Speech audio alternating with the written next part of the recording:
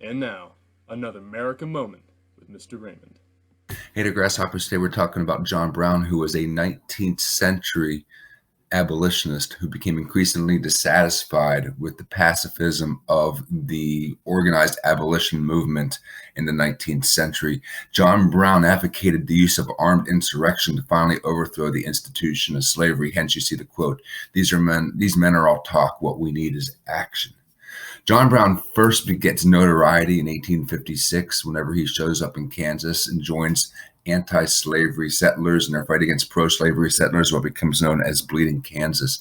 He is most famously going to, along with his sons, basically hack up five pro-slavery settlers with broadswords, great big machete-like swords, in what becomes known as the Potawatomi Creek Massacre.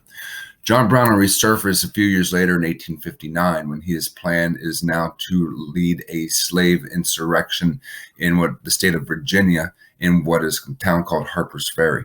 John Brown and his followers plan to raid the federal arsenal, steal the weapons, arm the slaves, and revolt against the slave owners in the South. John Brown's eventually going to be arrested and tried for treason in 1859. And in December of 1859, he will become the first American ever to be convicted of treason, and he is hanged. The story of John Brown is an interesting one because John Brown is a very controversial character. Is he a hero? Is he a villain? Is he a martyr? Is he justified? Is he righteous? Is he a freedom fighter, as people in the North believed? Or is he guilty of treason? Was he a murderer? Was he demonic? Was he just an outrageous person, as people in the South believed?